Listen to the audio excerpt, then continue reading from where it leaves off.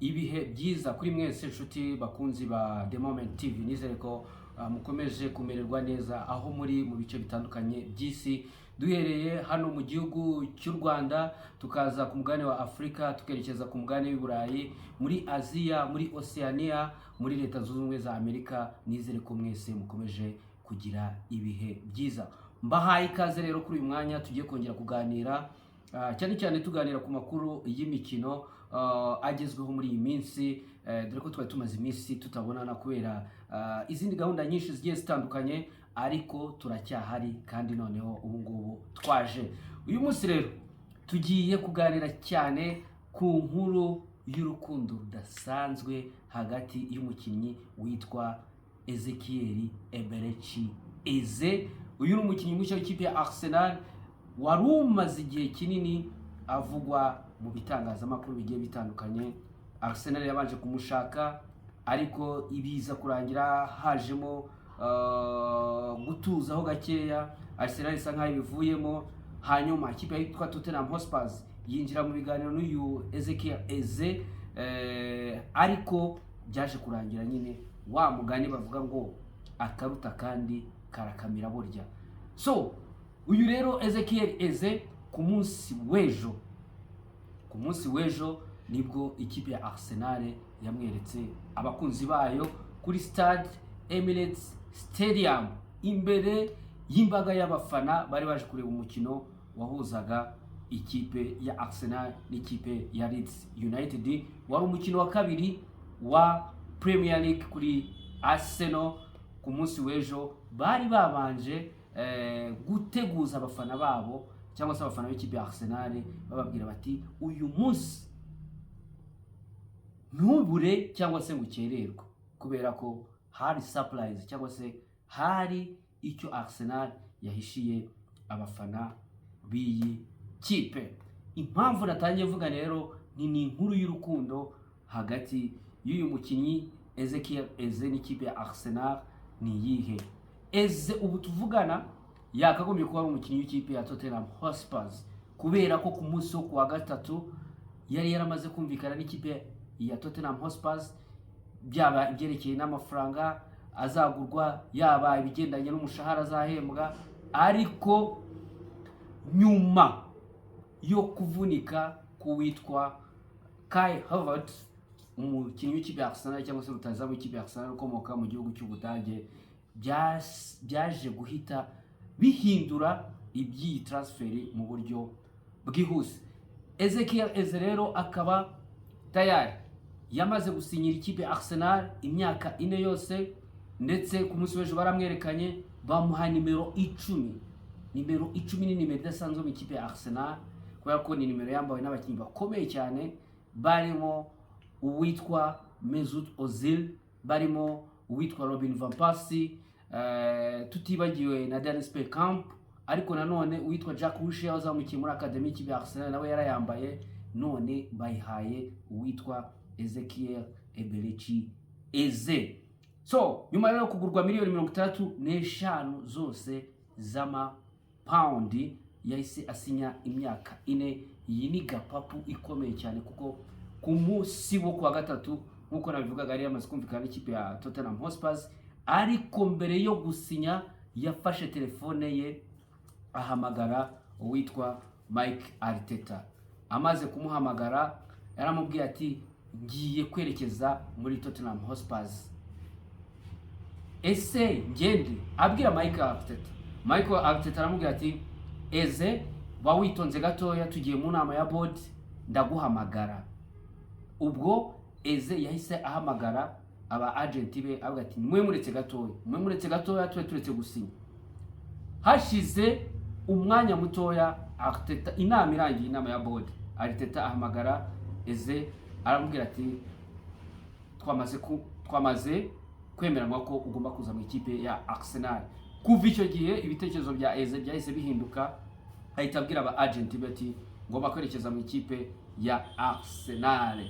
So Eze rero ku munsi wo kuwa kane tayari yaramaze kumvikana n'ikipe n'ikipe ya Arsenal kuri miliyoni 37 z'amapaundi, nkuko na bivugaga, avuye mu ikipe ya Crystal Palace Arsenal ikaba yarahise yishyura miliyoni 60 zose z'amapawundi, hanyuma bakazishyura izindi miliyoni 7 nka Adson cyangwa se mu gihe kizaza.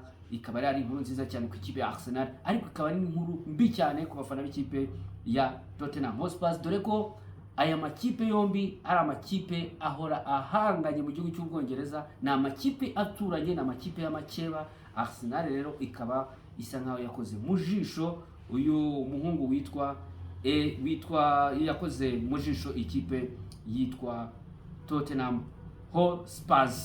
Rero nkuko nabivugaga, bamaze kumwerekana ku munsi w'ejo yishimye cyane kabisa, asuhuza abafana, asuhuza abakinnyi, ubona ko abantu bamwishimiye. Nkuko nabivugaga, uyu muhungu ibiganiro nta kibazo cyabayeho hagati ye na Tottenham Hotspur, uretse ko Ezewe mu mutima we yari afite urukundo rwo kuba yajya mu kipe ya Arsenal kuva kera, ngo zari inzozi ze, ndetse inzozi ze zabaye impamo. Michael Arteta rero akaba yavuze ati iyi ni transfer idasanzwe, ati ni transfer yihuse cyane, ati kandi itari itegerejwe n'abantu benshi nyuma yo kuba bimajimo ku munsi w'ejo. Ati ese uravuga iki ku byemezo bya Ezekiel Eze? Avuga ati birerekana ishyaka,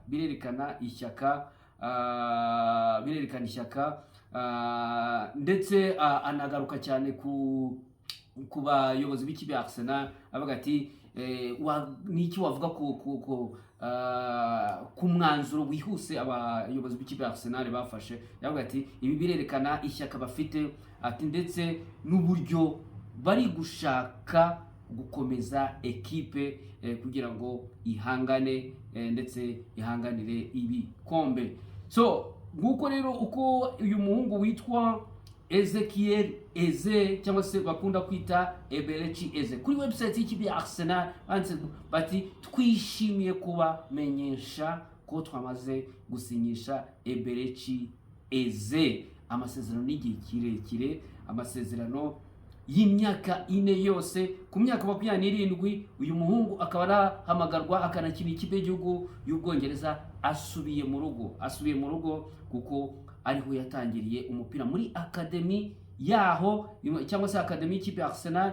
Nyuma yaje gutangira gukina iby'umupira w'amaguru nk'ababigize umwuga ari mu ikipe ya Queen Park Rangers mu mwaka wa 2016. Hanyuma nibwo yatangiye gukina muri ikipe ya Queen Park Rangers, mubabarire. Hanyuma icyo gihe yaje no gutorwa nk'umukinnyi w'umwaka ari muri Queen Park Rangers. Nyuma yaho yese muri 2020 yahise ajya mu ikipe ya Crystal Palace, yarahamaze imyaka igera kuri 5, akaba yarakinnye imikino igera kuri 150 yose, imikino 150 yose. Akaba rero yarafashije iyi kipe gutwara igikombe cya FA Cup, batsinze ikipe ya Manchester City umwaka washize. Uyu nguyu rero Eberechi Eze akaba yarakiniye amakipe y'igihugu y'Ubwongereza kuva akiri mutoya, ariko akaba yaratangiye gukina ikipe y'igihugu y'Ubwongereza The Three Lions, ikipe nkuru umwaka wa 2023. Uwitwa rero sporting director w'ikipe ya Arsenal witwa Andrea Berta akaba yavuze ati twishimiye cyane kuba turangije iyi deal ya Eberechi uje muri Arsenal. Ati ni umukinnyi uri creative kandi ufite impano idasanzwe cyane yo kwataka, ufite technique ndetse na qualité nyinshi cyane. Ati ni umukinnyi w'imikino ikomeye kuri match nkuru, n'umukinnyi witegaho ibintu byinshi. Ati experience afite mu ikipe y'igihugu y'Ubwongereza, ati nayo ni experience igomba kugira akamaro cyane. Ati hayabayeho ubufatanye bukomeye cyane kugira ngo iyi transfer ibe. Ati kandi twishimiye ko, cyangwa se twizeye ko Eberechi azaba umukinnyi ukomeye cyane mu ikipe ya Arsenal, kandi uzatugeza kuri byinshi twifuza. Naho uwitwa Michael Arteta akaba yavuze ati twishimiye kuzana Eberechi Eze muri Arsenal. Ati ni umukinnyi ufite imbaraga cyane, ati ni umukinnyi mwiza cyane, ati ni umukinnyi uzaduha ibisubizo byinshi cyane kuri atake, ati kandi ni umukinnyi ufite ubwenge bwinshi, ufite impano idasanzwe. Ati rero ati nawe ati yarabikoreye kandi yarabihirimbaniye kuba ageze ahangaha. Akaba rero azambara nimero 10 nkuko nabivugaga.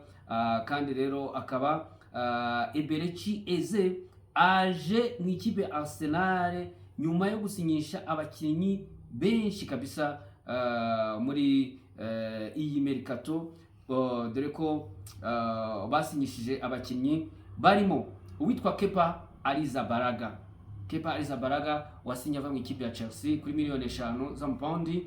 Hanyuma hari Martin Zubimendi wasinye ava mu ikipe ya Real Sociedad aguzwe miliyoni 51 z'amapaundi. Hanyuma hari Christian Norgard wavuye mu ikipe ya Brentford kuri miliyoni 15.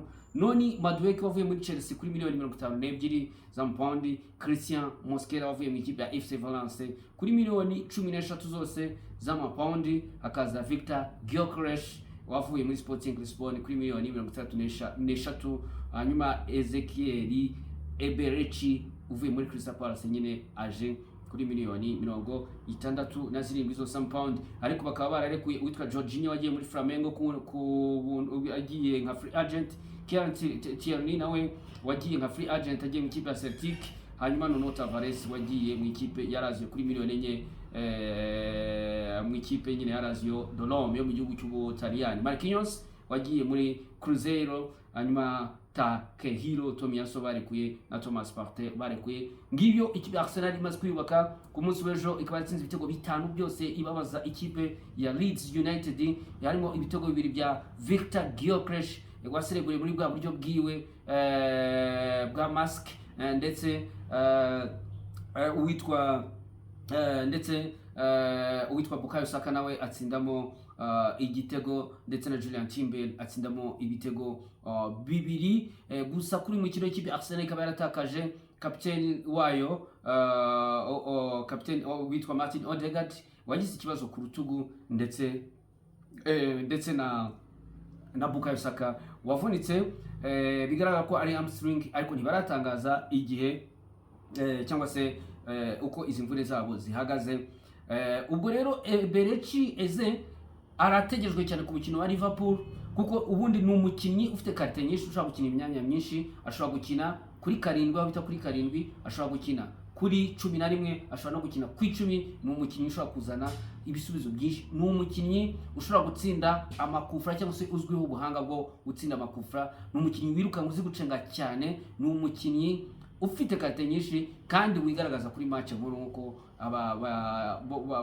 Mikel Arteta yabigarutseho. So ngibyo rero ibya gapopu ikomeye cyane ya Eberechi wari ugiye kujya mu kipe ya Tottenham Hotspur, hakabura gato cyane ikipe ya Arsenal igahita imupapura. Akaba rero yaramaze kuyisinyira. Mbere yuko dusoza gahunda y'uyu munsi, reka tugaruke muri Rayon Sport. Muri Rayon Sport rero harimo amakuru meza cyane ku bafana b'ikipe ya Rayon Sport, nuko uwitwa Farenganye rutayizamu umunya-Senegal wanayitsinda ibitego byinshi cyane, ibitego 13 muri sezo yashize, nubwo yari yagize imvune bigatuma atarangiza imikino yose, ariko niwe watsinze ibitego byinshi mu ikipe ya Rayon Sport.